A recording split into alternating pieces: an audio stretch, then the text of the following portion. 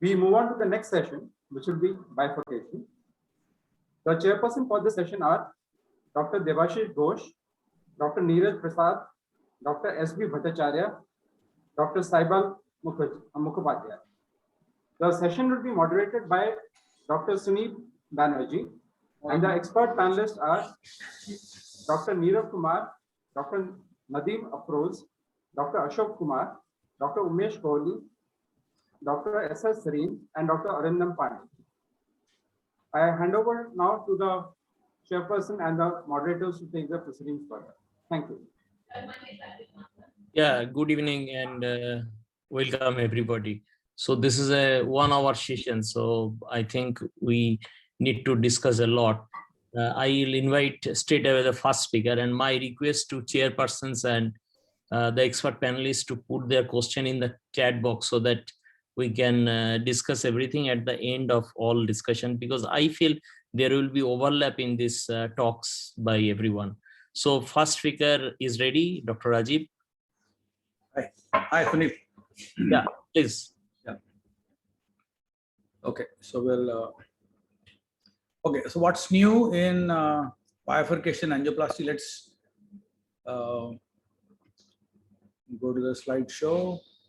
Let us minimize this.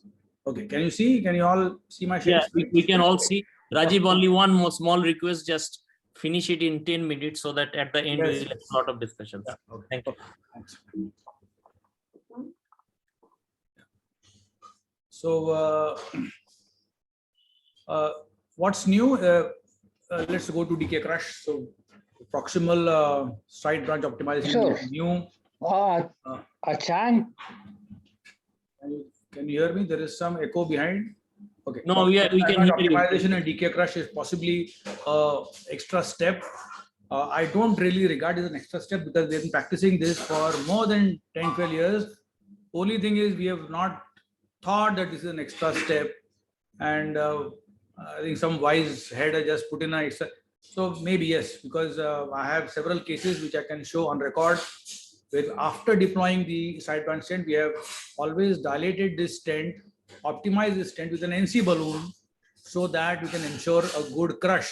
And that is primarily because the side branch ostium is always larger. Any branch ostium is always larger than the diameter of the branch as it goes away from the ostium. And the precise point from where you measure is between the mid 3 millimeter from the mid part of the vessel. The side branch ostium at the same time is never circular. It is always an elliptical structure.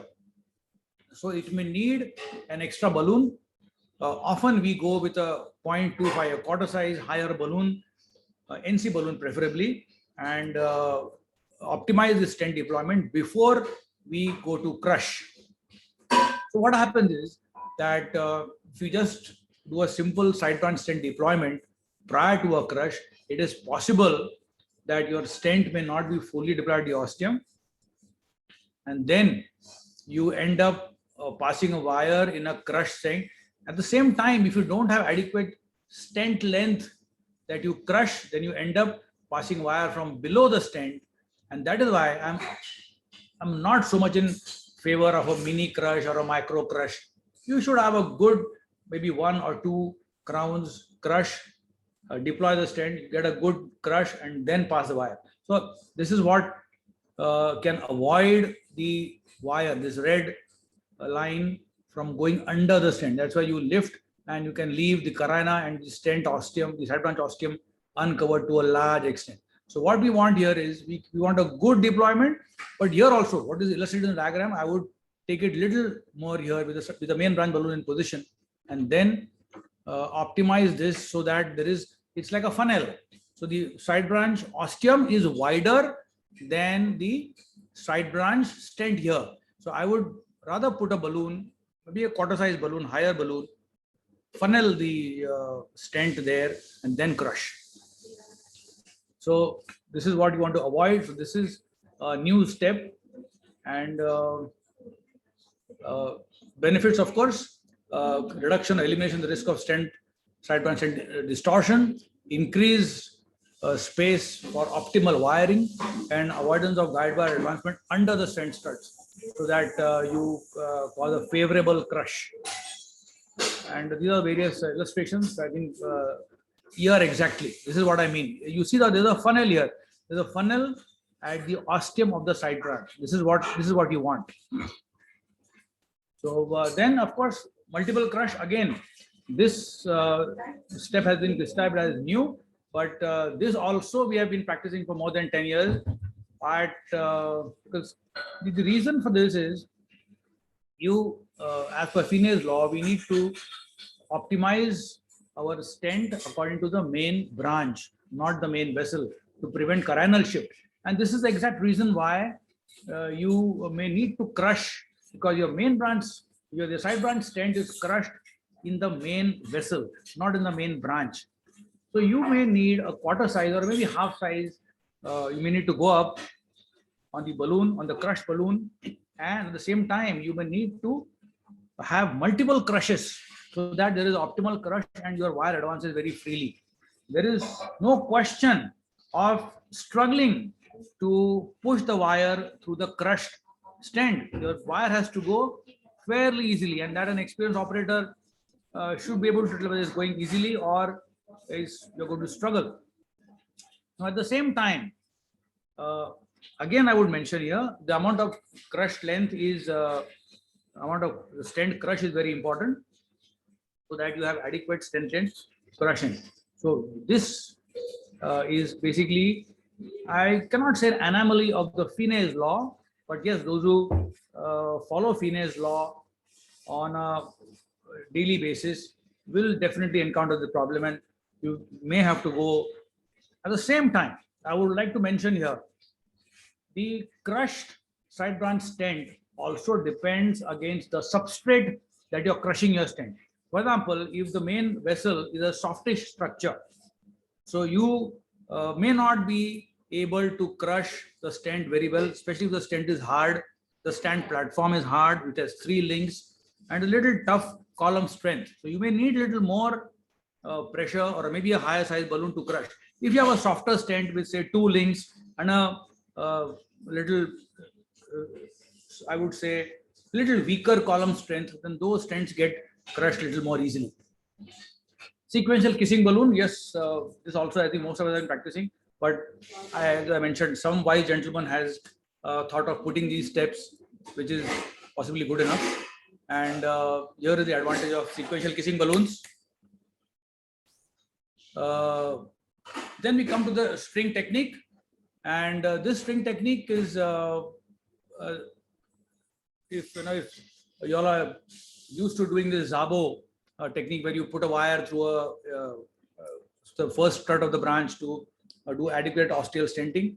So this is somewhat similar when you pass the wire, but here you pass a wire in a little different way. I would just show how you pass the wire, and I'm sure most of you know this. You enter the side branch, give a J, come back to the main vessel, and gradually let your stent, let the wire flop into the protruding strut of the side branch. And that is where you can, then with the balloon, you pull this strut into the main vessel.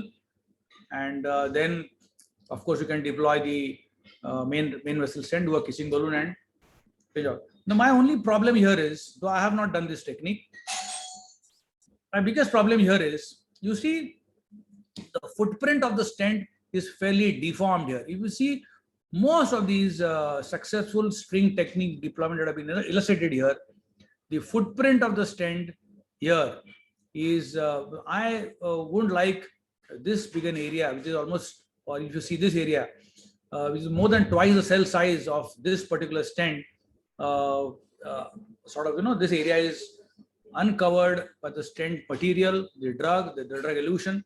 So possibly there could be a higher risk of instant reach stenosis. Then you have a reverse string technique, which is actually a bailout for a provisional technique, provisional stenting strategy. Then, of course, I think Balbir has covered this EBC main, and I don't want to go into the details. And as you know, the EBC, the preferred technique is provisional stenting. There are not so much in favor of DK Crush. DK Crush, the biggest criticism of DK Crush, it comes from a single center. And it's only a Chinese study. I think it's high time that we should publish our own experience of DK Crush, because I'm sure a lot of operators fancy the technique and a lot of operators I've seen do a real good DK Crush. So we should have our own data. The biggest criticism in Europe is that it is a single center data, including the definition trial. So EBC main is, I think, already discussed by Balbir. So I don't want to go in details. Now, what is new is this technique that we are proposing, balloon occlusion sideband stenting. I would just run through the animation here, because I have shown this on several occasions. And recently, a couple of operators in Europe also have found this technique very useful. And they are also, in last EBC meeting, this was mentioned by Dr. Remo Albero, that this is an option for a tap technique and a two-stent strategy, and especially in a provisional strategy as a bailout. This is my index case. We just did this 1 week back, and this patient had angina and a tight stenosis. He had a true bifurcation. We stented diagonal, stented the main vessel, and then the diagonal, though showed TB3 flow here, in the ileocaudal view there was significant haziness. So we decided to do the strategy. We modified the strategy a little bit here, and to ensure there is a success. Here you see the successful, good deployment of the sideband stent and patient, and then there was the optimization. Where you keep the optimization balloon also is very important. Your pointer has to be just short of the carina, so that the shoulder is extending there. You don't have a main balloon straddling the carina. And that's the final result. Patient is asymptomatic and is being the case 2. And this is another little tough case rather, because there was a significant mismatch. Large left main, 5+ left main, a nearly 4 circumflex and a 3.5 plus 3.5 LAD. So this patient had atrial flutter and he had a pacemaker in position.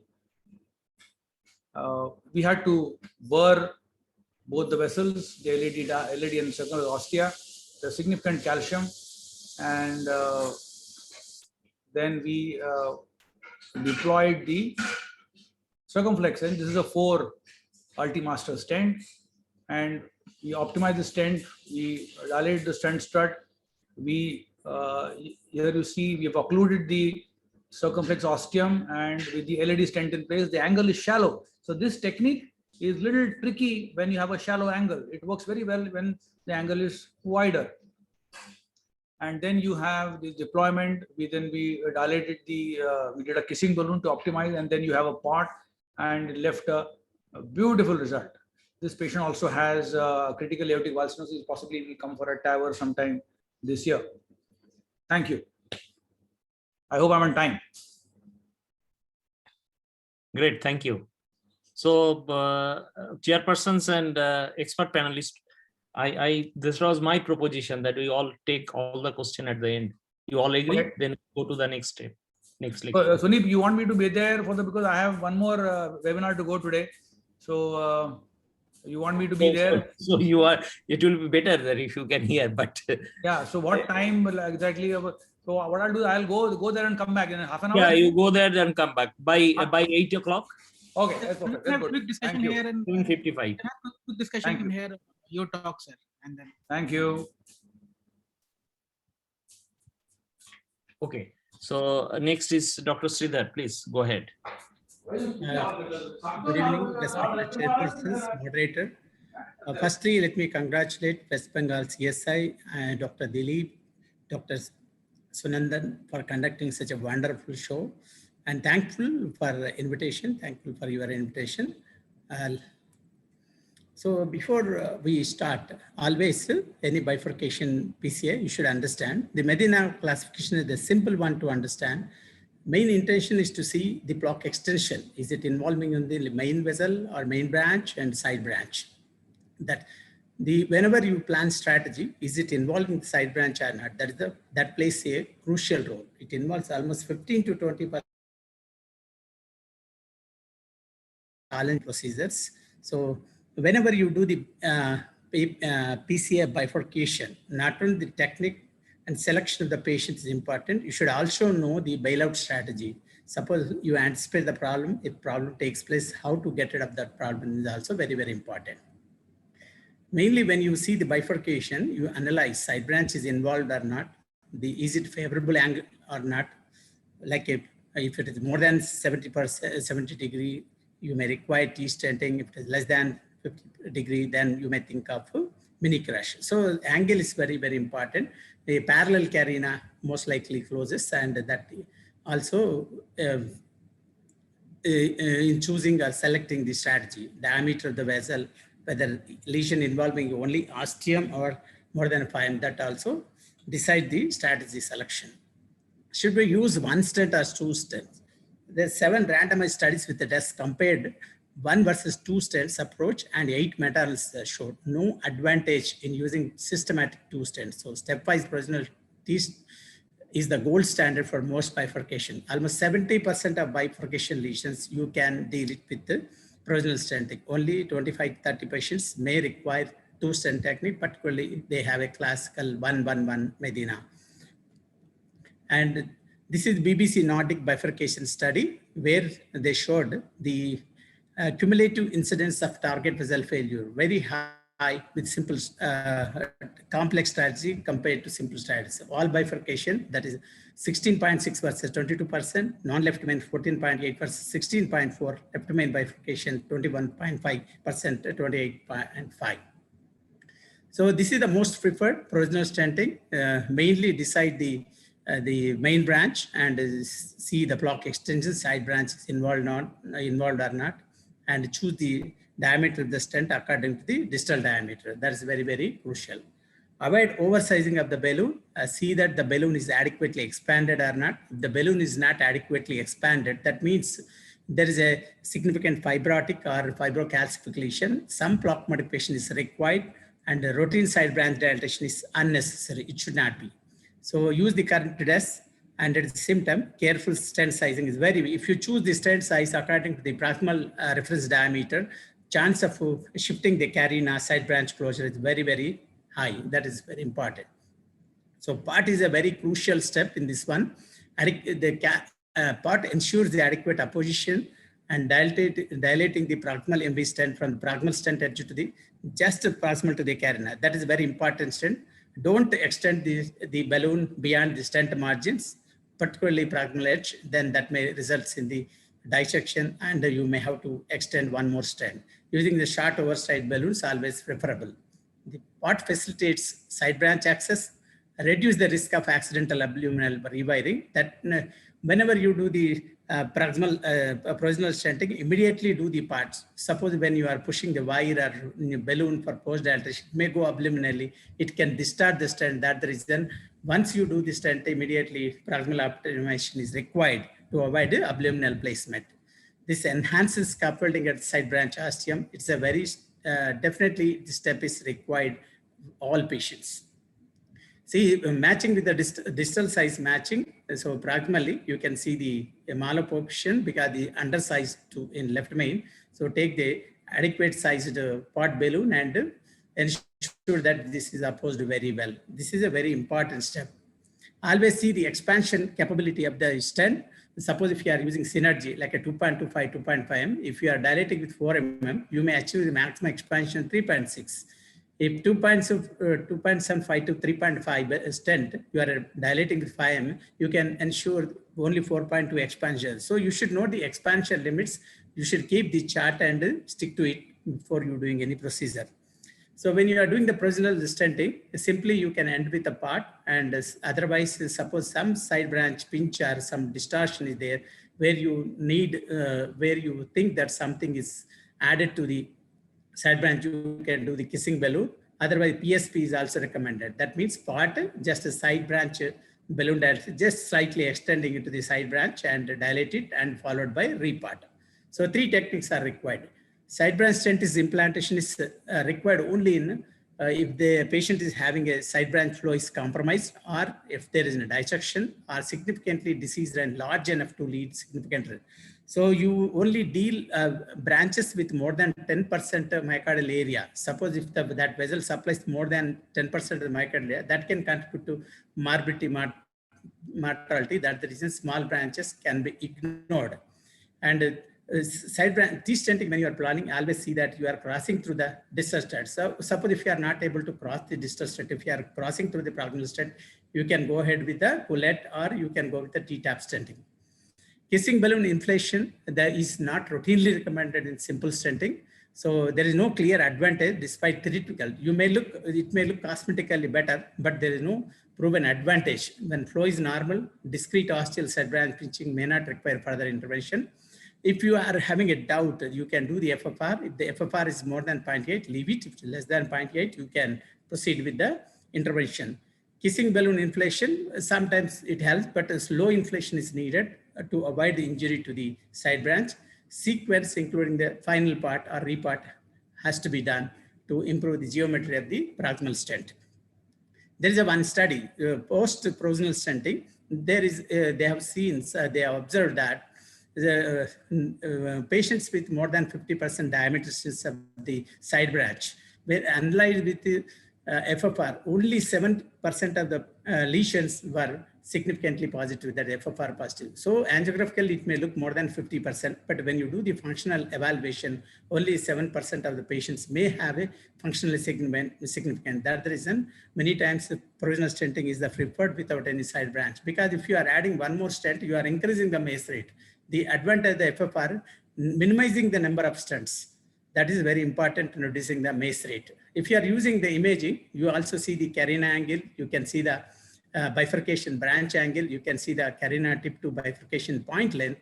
And if the angle is less than 51, if the distance is less than 1.75 mm, bifurcation point to carina tip angle, these are predictors of the closure, the side branch closure. You can also see these, whether you are crossing through the proximal strut or distal strut before you put the stent, whether you are doing the T stent or you are doing with the Keller. These are all the important points to decide. And this is a provisional stent. Once you do, sometimes angiographically you may not detect the maloposition. You can see 39% maloposition and take bigger balloon and opposite, so that the MACE rate will come down significantly. T-tap is an extension, slight projection, only 1 to 2 mm extend.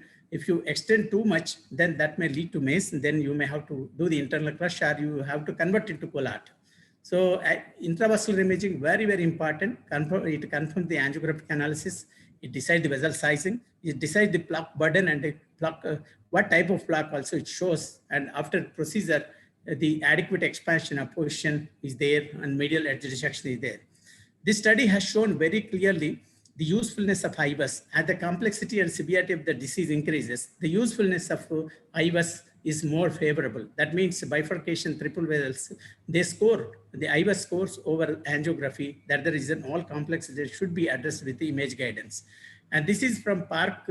The study has shown very clearly there is significant, almost 50% reduction in the mortality rate, angio guidance versus IVUS guidance. See mortality rate 13.6 versus in angio group versus 6% in an IVUS group. So adequate expansion is very important. Use the non-compliant balloons. Sometimes you may have the scoring balloons like angioscope. And now Wolverine balloon is there, chocolate balloon is there. You can use the Rota, orbital, laser or ELCA for plaque modification. See that plaque is more than 50%. If the thickness is more than 5%, if the length is more than 5, plaque modification is must. Otherwise, under expansion is the hindrance in the long-term outcomes. See that once you do the plaque modification, are you achieving the evidence of a fracture in the calcium, the plaque? That's also very important. If you see the restenosis and TLR, it's 10 months, significantly less in group patient, in a group of patients with without any calcium fracture. That is 14% in with calcium fracture versus without calcium for 41%. TLR also significantly different, 7% versus 28%. And under expansion also plays a big role in restenosis rate. So you see, if you see the under expansion in overall regions, overall lesions, 24% versus 5%. This is particularly so important in a two-stent technique that is, if there is an under-expansion, resistance goes up by 46% versus complete expansion group with only 6%.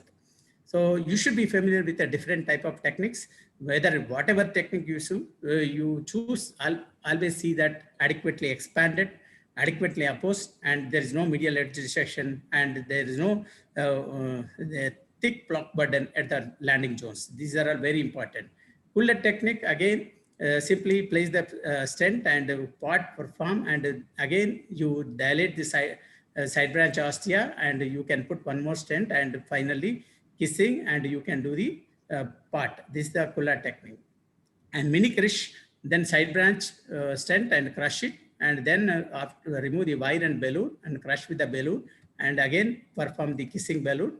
And this mini crush results are not that good compared to Cullet and DK crush, or provisional with the T-tap, or go with Cullet or with the DK crush. The DK crush, first initially do the side branch stent and crush the stent, and first cross the side branch stents and do the first kissing. After that, main branch stenting, and then subsequently final kissing and part. These are the steps involved in. If you see the recent analysis, meta-analysis, so involving the 21 trials, 5,711 patients, you see the most favorable results you can see with the DK crush. So compared to crush, Cullet results are better, but compared to better, DK crush results are better. So whenever possible, try to adopt the DK crush. And if you are going with a provisional stenting, you can go with a T-tap or Cullet technique rather. And this is only for emergency purpose, particularly cardiogenic shock, acute STEMI, where there's you want to put two stents simultaneously. If it's only 2 to 3 mm, two stents are extended. Mainly two branches should be equal, and the roomy main vessel, that is important. And at the same time, if you are extending only 2 to 3 mm to the main vessel, that is V stent. If it's extending 5 or more than a 5 mm, that is a SK stenting. But usually you should avoid these techniques because the miss rate is very, very high, and kissing balloon technique is mandatory in two-stent technique. Otherwise, the under expansion is very, very high, and slow inflation of the deflation of the balloons are very, very important. Final part should be followed. LSD, don't ignore. LSD seen in almost 6%, 6.5% of patients in Excel study. And LSD always underestimated, underdiagnosed, more often seen at the ostial site of the left main. And many times it's because of the recrossing of the left main stents with a bigger NC balloon, particularly aux balloons if you use, or if you don't control the guide catheter while pushing the, by pulling the abdominally place a jailed wire, then guide catheter can suck in and can lead to. So always underflow only, control the guide catheter. When you are pushing the balloon salts or guide liner, be careful, alignment is good, no resistance is there that time only, thereby you can decrease the LSD rate. This importance of IVA guided optimization, 34% of patients under expansion of at least one of these areas, you can see left main or point of convergence or LAD or LCX segment. More frequent with two stent group versus compared to one stent group, that is 54% versus 27%. LCX ostium under expansion was the most common, that is seen in almost 37% patients. The two stent technique versus one stent technique, if you see the under expansion group, 24%, 1% versus 5.4% ISR. And ISR is more often seen under expanded group, more often seen with the bifurcation compared to with a two stent compared to single stent. So fully expanded group, whether singular two stent technique, the resistance rate is same, that is 6% versus 6.3. Dr. Sridhar, it will be nice if you can conclude. Yeah, only 2 slides are left. The bifurcation lesion, the preferred approach, provisional side branch stenting with POT. If the side branch more than 75% residual stenosis or dissection, decreased flow or ischemia is there, go with the T stenting if you enter distal stent, TAP technique or Cullet if you entered through the proximal stent, and side branch less than 75%, no stenosis and no dissection, no abdominal flow, no ischemia. You can leave or do the FFR positive. Again, you can go ahead with the two stent technique. Other option, you can do part, side part or KBI. And if two stent technique, you can go ahead with a Cullet, or you can go ahead with a DK crush, whatever technique. So, but the tips and tricks are pre-procedural planning is very, very important. Intra-procedural imaging is very, very important. and adequate block modification, particularly if you see the calcium, and acquire the adequate skills necessary for various tool tense techniques. Be familiar with the hardware, particularly when you are crossing the side branch, twin pass, or you can use the Crusade or Sasuke catheters, particularly when you are angulated by side branch is there. And adequate post dilatation is very key. This is the final slide. The left main, because the tapered anatomy part is essential, and see the stent design is that expansion capability is very, very important. Itoastial position, increased elastic recoil, risk of longitudinal shortening is there, because the calcium is very, very high in left main compared to other segments. The lesion preparation is very, plays a very crucial role. Thank you, one and all, for paying the attention. I congratulate all of you once again. Thanks. You have discussed everything in nutshell. So probably our next speaker is Dr. Anupam Jena on POT and importance of kissing balloon. Dr. Jena, please. Is you ready? Slides. Please unmute yourself. Sir, thank you, sir. Thanks to ICOR for inviting me for this talk. I'll just share my slides now. I hope my slides are visible. Yes, visible and you are audible. So again, the request you have to be brief and then we can discuss. Thank you. Sir. Thank you, sir. So thanks to all again. And my topic is about importance of POT and kissing techniques. So many things have been discussed very nicely by so many senior operators. And about bifurcation anatomy, why these techniques are important? What is the importance that we should stress upon POT and KISS? It is because of the unique fractal anatomy. That means as the coronaries divide, so there is a sudden drop in the diameter of the vessel. So when we are talking about main vessel and the main branch, there is a discrepancy in the size of the vessel. So these techniques, the POT and KISS, they are basically aimed to compensate for this or to take care of this discrepancy. The seminal work by Finet's group and the Murray's law application, it has been simplified by the Finet's formula. As we know, we have been routinely using all this, that the main vessel is around 2/3 of the combination of diameter of the main branch and the side branch. So this principle we have to take into consideration while we are planning for any proximal optimization or we are planning for a kissing balloon. So in a bifurcation now, since there in again the after the EBC main, the focus has come towards more towards a provisional approach. So what are the optimal optimal steps or optimal outcomes for a single stent deployment? Basically, what we need, what we want is a full expansion in the main vessel. Then there should not be any metabolic narrowing at the confluence, the polygon of confluence or near the ostium of the side branch. Then we do not want any malapposition at the opposite side of the carina. So the anticarinal area, we do not want any malapposition here. Then we want adequate side branch opening and no metallic carina. So we want some struts to protrude into the side branch. Then there should be minimal elliptical ellipticity. That means the maximum diameter and divided by the minimum diameter should be less than 1.1. So that is what our target is to achieve by doing all these things.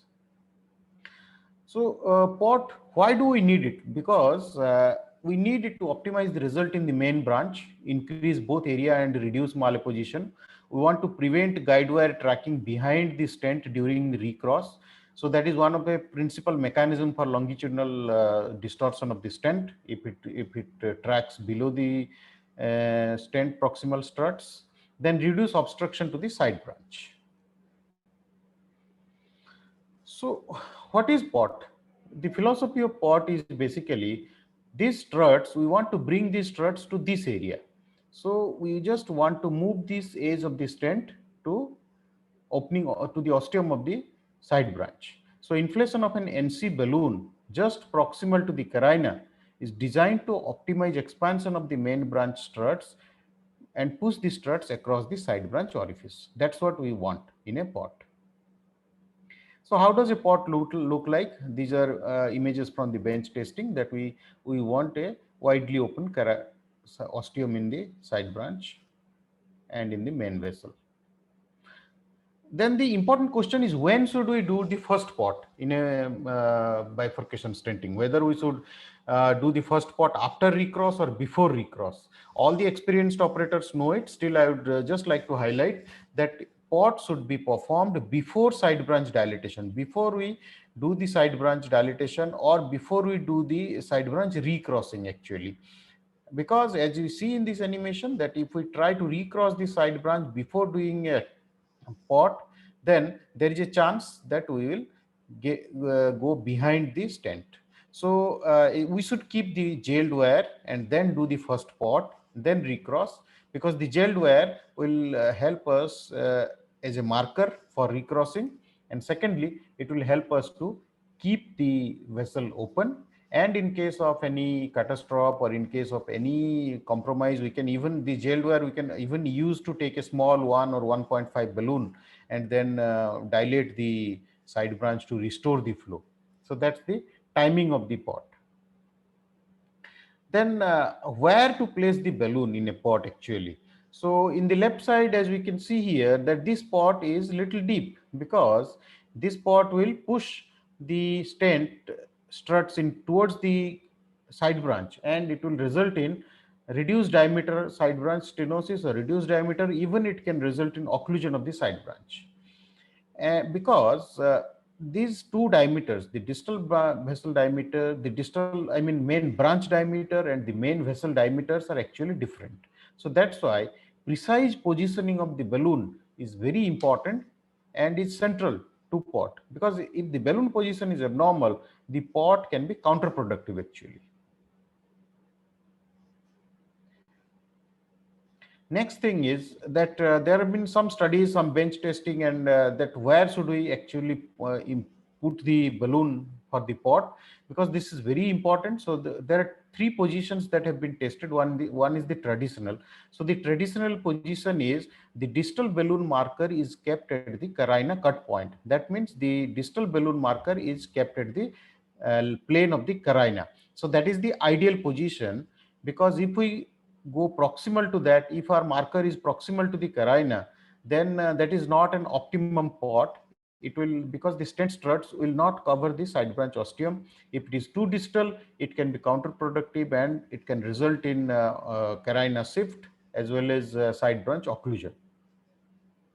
So the mid position of the pot was optimum with balloon marker at the carina cut point. So that's what our target is, where we should keep the balloon. Okay.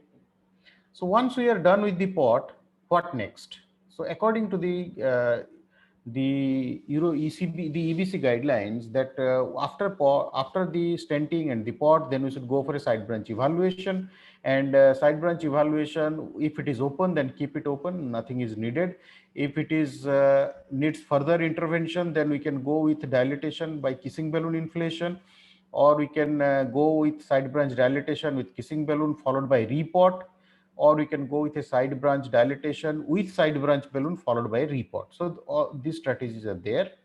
But how many cases we need? Dr. Sridhar has already shown this, that after stent crossover, normal looking LCX and functionally significant LCX is seen in around 7% of the cases. So in more than 90% of the cases, we actually do not need to do anything. Even with angiographic gelling, the functional significant lesion is still seen in very small number of cases. And again, from the same group, it has been published that death or MI at 2 years are clinically no different, whether we do a final kiss or we leave it. So for left main bifurcation PCI with one stent crossover and normal looking LCX, is final kiss necessary? No, because it is not necessary in more than 90% of the cases. So then we have to see that if suppose a side branch needs intervention because of less than TME3 flow, because of larger area of myocardium, because of hemodynamic compromise, or suppose side branch occlusion is there, then which strategy we should follow? Whether kissing balloon repot or side branch balloon followed by repot. So if we only do a side branch balloon, so here comes the importance of final kissing, kissing inflation. If we just go with a side branch balloon inflation, this stent at the opposite end of the carina is likely to be deformed, and this area will give rise to increased chances of stent thrombosis and restenosis. So that's why the final kissing is important. But there are some things we have to keep in mind, that an aggressive kissing in case of provisional stenting can actually result in overdilatation at the kissing area, and there can be proximal malalignment actually. So proximal malapposition, as has been beautifully shown in this OCT image, can be there. So that's why OCT as an imaging scores over IVUS in bifurcation. So after kissing, there is increased ellipticity, especially if we are using a single stent strategy. So therefore, the idea is to take care of the polygon of confluence, and the kissing balloon should be limited to the polygon of confluence, and the overlap should be kept small. So we should not come too much into the distal main vessel, and we should keep our balloon overlap limited to the polygon of confluence. Then another strategy is pot, side branch, then repot, but it is strictly advisable to do this with 3-step OCT, because then we can visualize the malalignment, the distortion of the main vessel stent in the side opposite to the carina. So three runs of OCT, one of before stenting, then one after pot, then one final OCT. This can also be done. So this is the same. Okay. So FKI, final kissing inflation, is it really necessary? So, so already it has been discussed that final kissing is no doubt it is necessary in 2-stent strategy, because here we see in 2-stent strategy all the clinical parameters like MACE, death, MI, target vessel revascularization, everything was higher where no FKI was done. However, in single stent strategy, it is not mandatory to go for a kissing balloon inflation. So any 2-stent techniques, whether it is mini cross or whatever stenting technique we are using, a final kissing inflation is definitely needed. Why it is needed?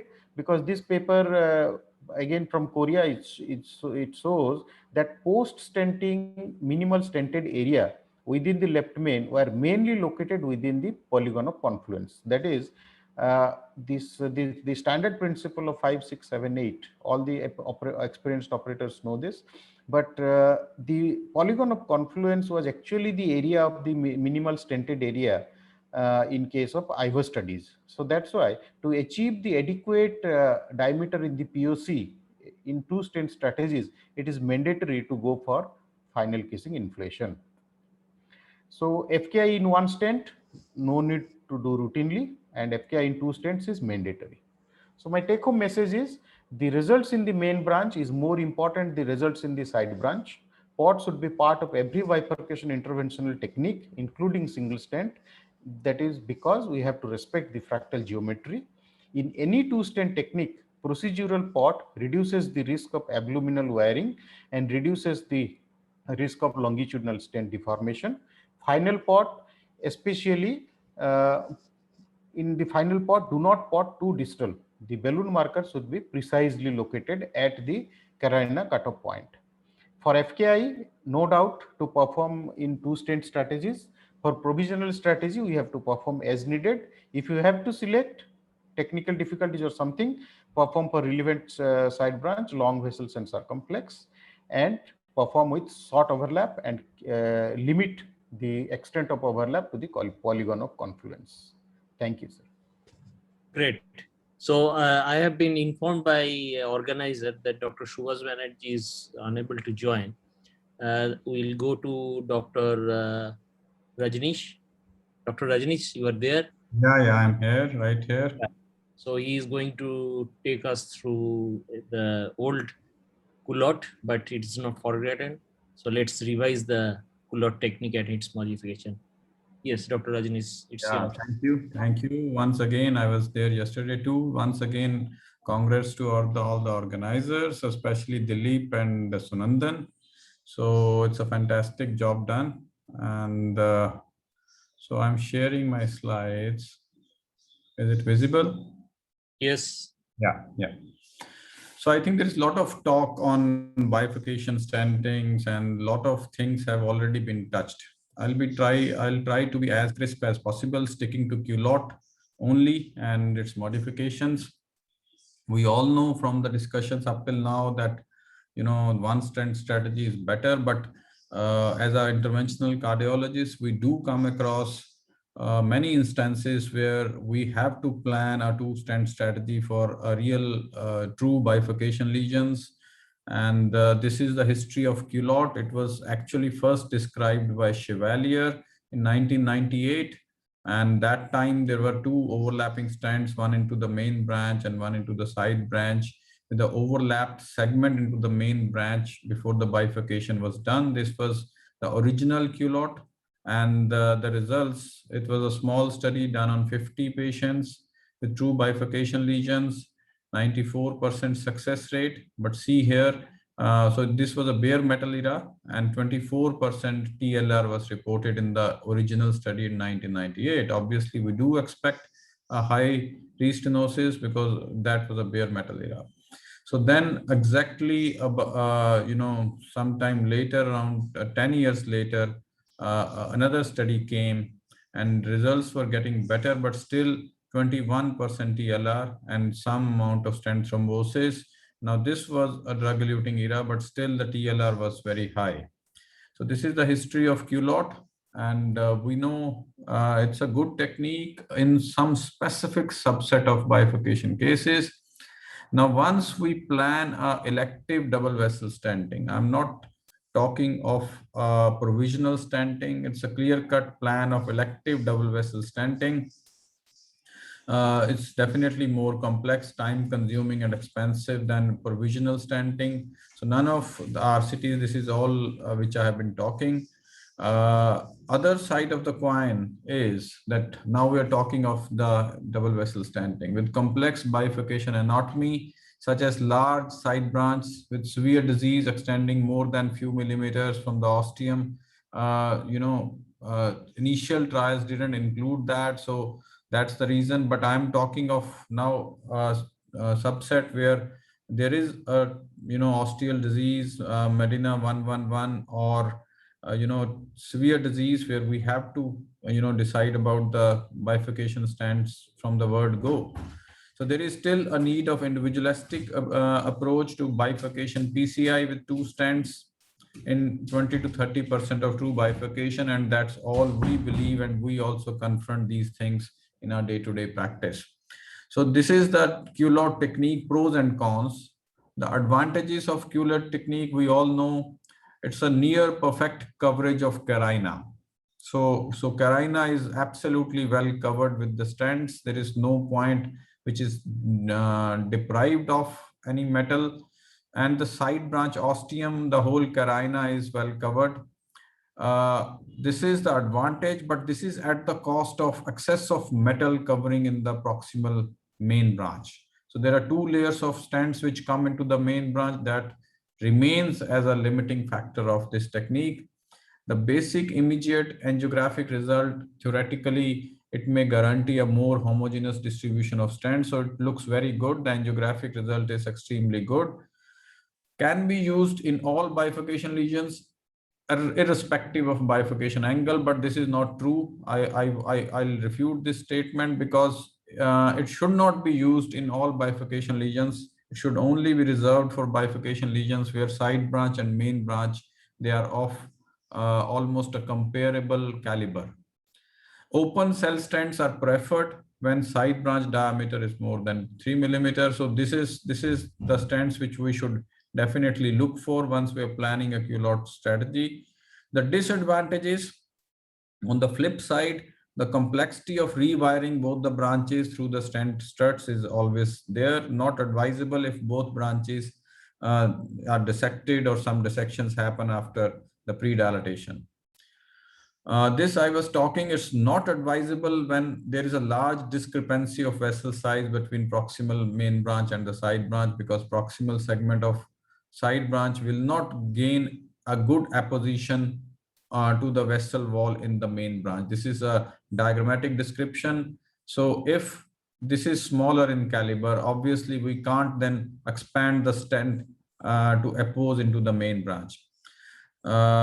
So this is one thing which precludes, which denies that we should not use culotte in these subsets. Step-by-step approach, I'll just take you through that. What are the steps? We all know that, but just reinforcing.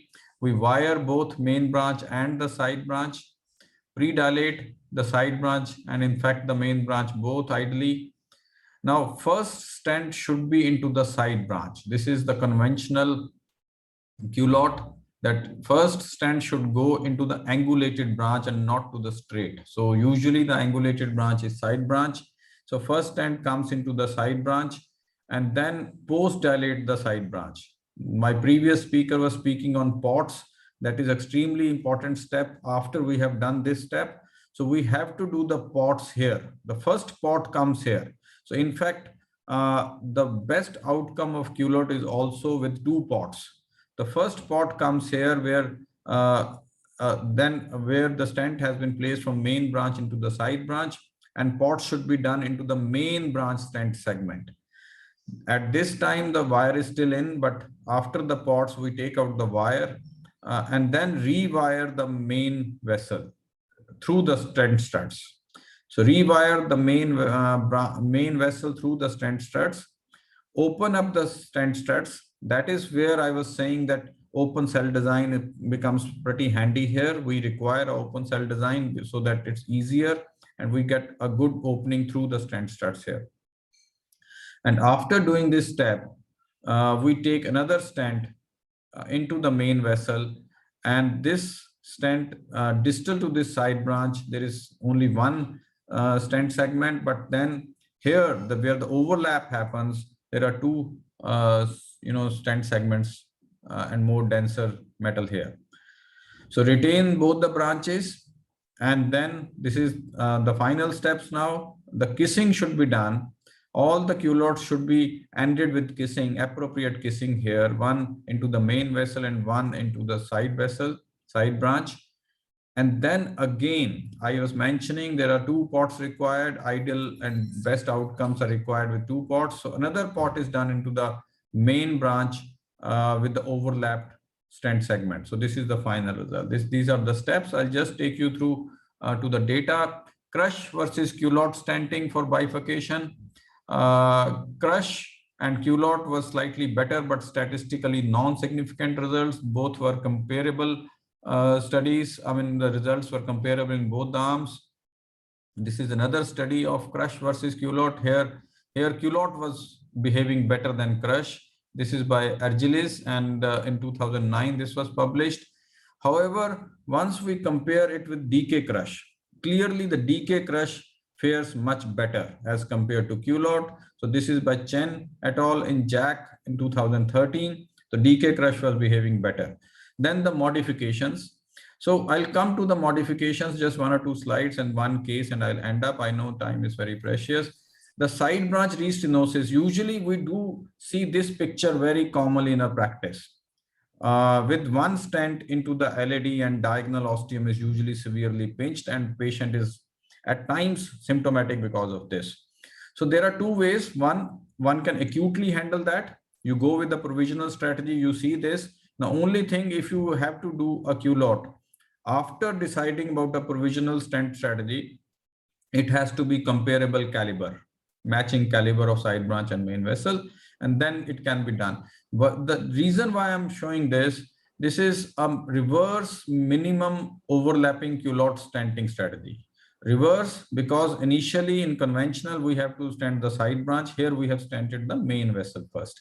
So then if we find this, then we take another stent into the side branch through the struts of the main vessel, and just a small overlap, just a one strut overlap here, not much. So this is minimum reverse overlapping culotte stenting. So these are the other modifications. Delayed. Now, why delayed? At times we come across that stenting has been done years prior, but patient is now symptomatic because of side branch squeezing. and delayed after the endothelization of the main vessel stent. Mini or partial, which I just explained, the partial overlapping of main vessel stent to the side branch stent is just 1 or 2 struts. I'll show you one case on this, and this is the conventional culotte. I'll come to case, seeing the time limit, I'll just finish in next half a minute. So this is a case now clearly less than 70-degree angle. The diagonal is huge, LAD is huge. In fact, see, both are absolutely comparable. And this is a case where culotte really works, and this is a very good case for culotte. So done with culotte, I have done this about 2 years back. Pre-dilate the side branch. In fact, this is a Scoreflex balloon, and 2.5, 2.75, I think, I'm not sure, dilated. And then this is the stent. So this stent is now a smaller length stent. We are not much into the main vessel. So this is a mini culotte kind of a scenario. Usually mini is reserved that only 1 or 2 struts come into the main vessel. We need not to come way back into the main vessel. A very small segment into the main vessel, we stent it. And then after stenting the main vessel to side branch, we change a wire, we take out the jailed wire, and then another stent is taken into the main vessel. See, now we have taken a longer stent. Now, what will happen here? The overlapping segment would be very small. It's just 2 stent struts of the metal dense part in the main vessel. And so this is a mini culotte. Another stent is done, and this is the final result. Obviously, the 2 steps which has not been shown here is a kissing and a Potts here, but this is the final result. So this is how this strategy is done. Pros and cons and literature we have discussed. Thank you very much. I'll be happy to answer if anything is there. Thank you. A great discussion, Rajnish. So please stay with us, all 4 of you. So I'll request my chairpersons to issue a question, please. Okay. Just I would like to go a little retrograde, starting from Dr. Rajnish's presentation. Sir, आपने जो दिखाया the steps of the culotte. Actually, why culotte was inferior to DK crush? The main reason given in the DK crush 3 trial was when you are doing a culotte technique, when you are dilating, first you have placed a stent across the side branch, and then you are distorting that same stent. When you are dilating that side branch stent to negotiate your main branch stent, once you dilate that ostia, that creates an unnecessary stretch on the LCX part of the stent. And in the event in DK crush 3, they showed there is overgrounding of the stent struts at the LCX ostium, and many a times the stent is totally away from the LCX ostium. It leaves a bare area. And the reason in DK crush 3 why this was increased rate of restenosis across the side branch ostium was responsible for inferior result of culotte over DK crush. There was 2 kissings in DK crush, and so to mitigate this problem, now a double kissing culotte has been introduced. And you must have seen, sir, can you show me that slide of the culotte technique? That it will be very easy for people to grasp it. Just a minute. I have to go to share screen again. Yeah, but that's fine. Meanwhile, I think, Saibal, your point is well taken, and I yes, agree. sir. I agree that yeah, that if you do that, and what is now recommended while you are dilating the struts of the stent, you place a balloon in that native vessel, dilate it at 8 or 10. So fix the stent and do not allow the ostium of the stent to get distorted. And this is after this is called sequential first kissing. You dilate the LCX, prevent the ostium from getting distorted, and you dilate the stent of this main, maybe with a 3 mm balloon. So this is addition of a first kiss. And if you add this first kiss, and that is the exact reason while in Chen's group in DK crush 5, the restenosis rate was 5% compared to the provisional stenting, while in EBC5, you see the majority of a culotte, and DK crush was very little, 5%. So when we were discussing about EBC results, we were wondering while Chen et al. Had a restenosis rate of only 5%, and versus 10% in the provisional group, while this group had a target lesion risk variation around 15%, because here they did majority were Culotte, not decay crush. So the theme should be, once we adopt Culotte, it should be decay Culotte, and decay Culotte by additional step preventing this side branch distortion may translate into equal efficacy as decay crush. So that is one point which has been shown very well by Toth et al. In neurointervention, you can go and see the distortion they have shown very well. And this can be very easily prevented. What we are doing, just inflate another balloon before you are dilating the struts of the LCX stent to negotiate your LAD stent. That is the addition of the first kissing. And the second point which I want to highlight, which has been told by Dr. Jena, that the kissing balloon dilatation should be short and you should not exceed 3 millimeters beyond that polygon of confluence. If you do it with larger balloons, your entire purpose is lost. You have shown in that RAIN registry, if your overlapping balloons, kissing balloon is more than 3 millimeters, the TLR rate is same as whether if you don't kiss. So it is such important, you must not exceed. So use short balloons, not extending beyond the point of polygon of confluence. Yeah, Shaikal, please, we didn't repeat these things. We have shortage of time. So no, I'm not repeating, sir. It is important to highlight, no? These things are told, and I think this is very important. Role of FFR in deciding side branch. Huh? Role of FFR in deciding side branch stenting. So there is a question. Yeah, I think FFR, negotiation of the wire FFR wire sometimes becomes problematic. But if it is not a problem, then FFR will always give you the answer, because angiographically it is always a dilution and FFR is an objective evidence. So yeah, Shuni, just to quote Antonio Colombo and Ajim Latif, they have common papers, and where they have told categorically in quite a few papers that if the side branch pinching is even 80-85%, in 95% of the patient, FFR will be negative. Yes. So, you know, if and as EBC also showed that if the side branch pinching is 90%, then only go for FFR or thinking of doing something to the side branch. Otherwise, you know, a 2.5, 2.75 side branch with 70% stenosis, the FFR will be negative. Right, right. So, you know, this is the teaching by the leading authorities. Definitely, this is definitely no. Yeah. But can we discuss something which has not been discussed till now on bifurcation? Well, one is that there are vessels where we have seen that maybe small multiple diffuse diseases in the diagonals 1, 2, 3, and they don't need a stenting or addressing because they may be less than 2 millimeter.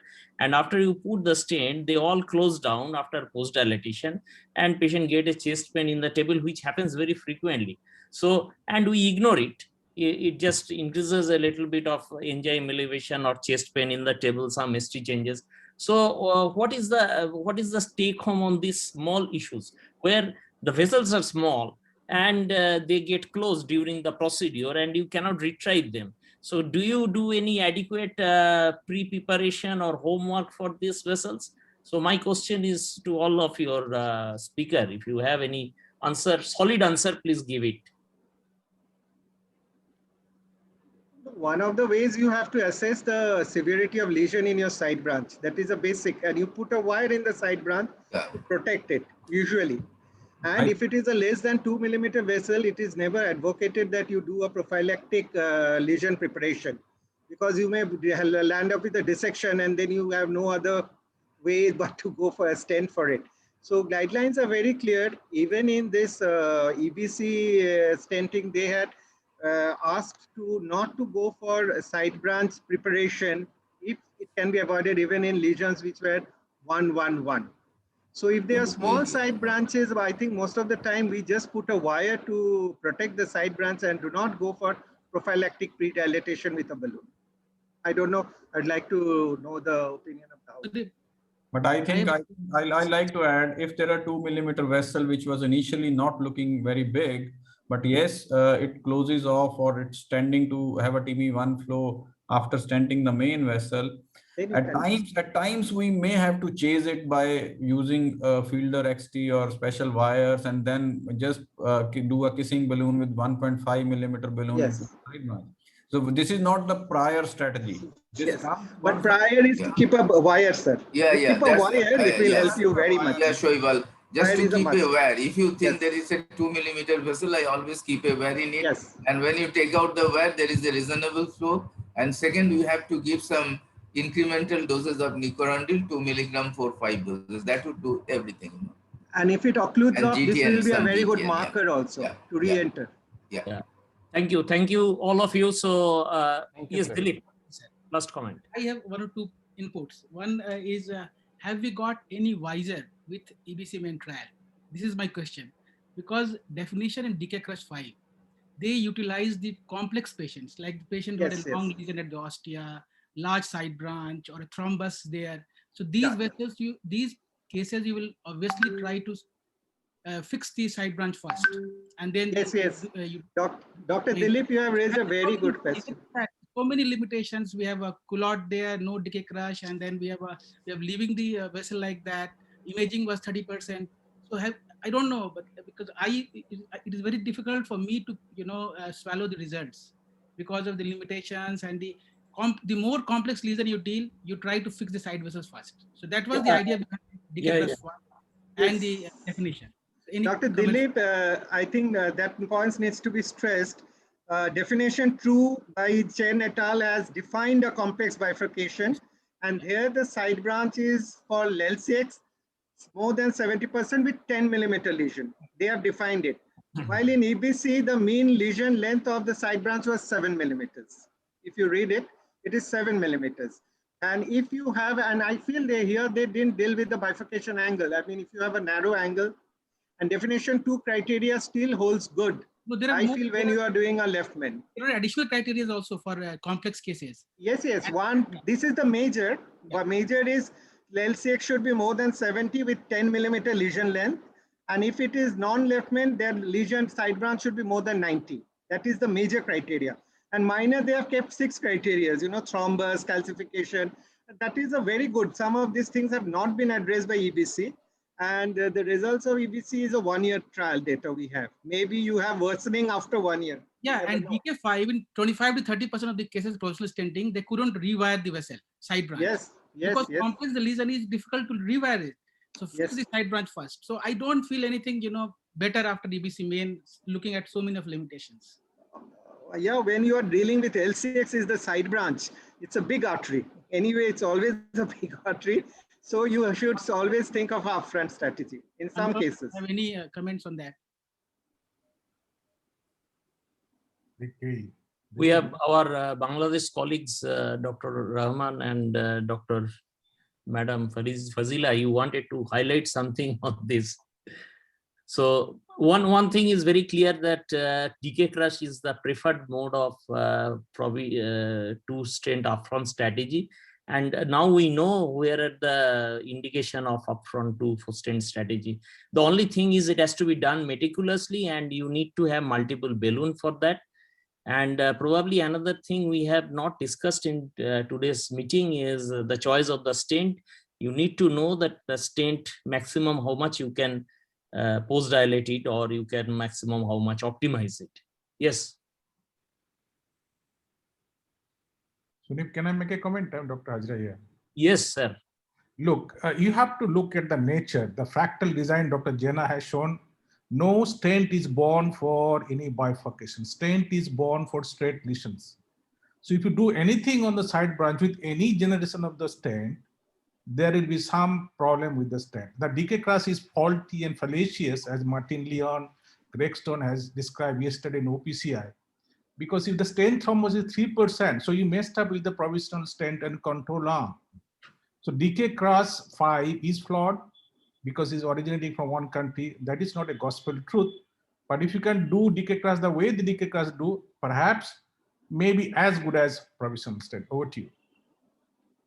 Yeah, I think I have done DK crush quite a few, and I think this is very reproducible. And the most important thing is in two-stent strategy, your final success rate happens if you can do a FKBI. And that's only consistently being done possibly without doing any stent deformation with DK. So I think before any further things come in, this Can we move on? final takeoff. Yeah, we move on to the things, and thanks every participants, Dr. Shoibal particularly, and others for their enlightening thought. And we end here. Thanks the eIcon team. Dr. Sunandan also, thanks very much.